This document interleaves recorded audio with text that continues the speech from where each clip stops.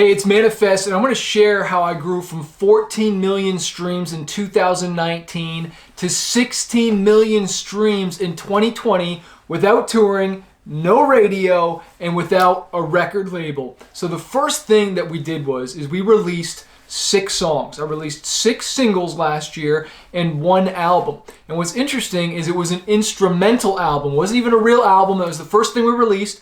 And then I released singles every month and a half, 2 months. That was kind of the time frame in between because I wanted to give a real push for each song. To be honest, if I had released more songs, if I had released 8 or 10 and they were good and you used the strategies that I'm going to talk about, I think we would have grown more. But we grew basically 4 million extra streams last year by doing this.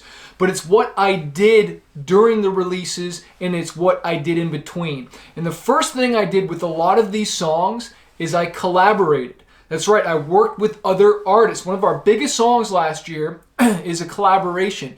And so basically their name was on the song and my name was on the song. And so all my followers got notified on Spotify and all of his followers on Spotify got notified. And that's because when we uploaded the song for release, it showed up in my Spotify artist dashboard.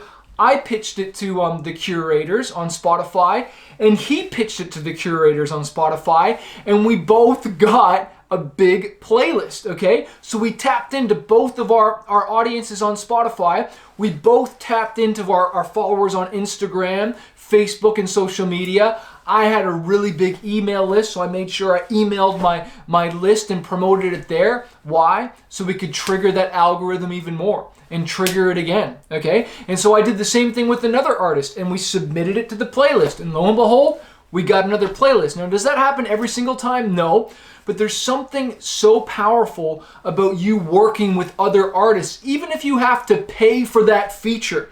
All right, I'm releasing a song this year, and whether I have to pay for the feature or give a percentage of the publishing or whatever I have to do to work with other artists so we can bring our fan bases together to get those streams up, that is a powerful thing.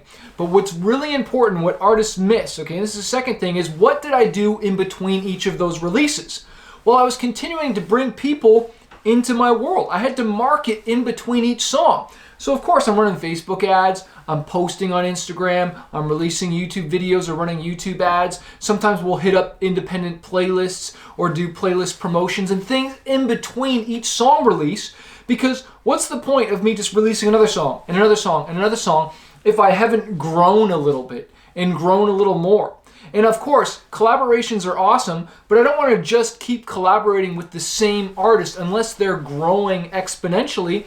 I want to find other artists I can collaborate with and tap into their fan bases and release more songs. So I've made it my goal in 2021, and I want you to do the same thing, is think about what artists can you collaborate that have a bigger following than you. You know, whether you have to pay them for the feature, whether you have to just, share the master, share the publishing, whatever it is, to work with other artists so you can tap into their fan base. And what's so cool, if they blow up even more, all right, because there's some artists that you just don't know if they're going to blow up. Now, my buddy NF, okay, many years ago, he opened up for me at a festival, and then years later, I'm opening up for him at a show, and now he's freaking huge with 13, 14 million monthly listeners, all right? If I had done a song with him when he was smaller, now when they search his name NF, they might find the song feature that we did together. So forever, that song will live online and continue to bring streams because I collaborated with another artist, okay? So this is super powerful.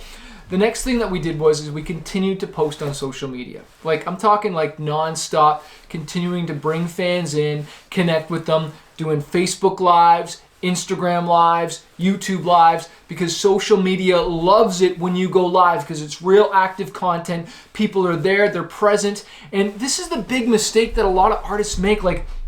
Facebook ads, Instagram ads are great. Facebook ads are great inside of Facebook, keeping them there.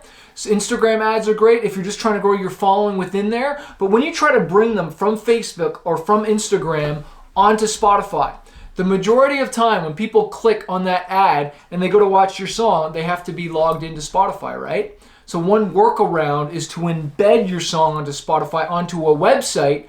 But what I prefer to do, and it is more expensive, it's not the best ROI, but it will grow your fan base, okay? And you got to invest up front. Remember that. You always got to invest up front. Run Spotify ads, okay? Why are you trying to pull people from another platform? Like, why are you trying to run YouTube ads for people to pull them into Spotify when they're already in YouTube? You know, if you want to grow your YouTube channel, run ads in YouTube. If you want to grow Spotify, run Spotify ads. Every time you make them jump to another platform, that's friction, and you lose people. People fall off because maybe they don't have an account with YouTube or Facebook, or they don't have a Spotify profile. You know, I emailed my buddy who used to be a musician. I was trying to share the song with him, and he texted me back. He's like, dude, I don't have Spotify. I'm like, oh, you know, you can't assume that everybody has Spotify, right? So that's why if you want your Spotify to grow, focus inside of Spotify. Stay in their ecosystem. Stay where they are, where their fans are, instead of trying to pull people from TikTok, pull people from Instagram, Clubhouse, whatever the latest, you know, social media fad is, because then there's less friction. They're already there listening to Spotify, and so they hear your ad. It's very easy for them to click over. Oh shoot, I'm gonna check that out. I'm gonna save that, and then you'll grow exponentially.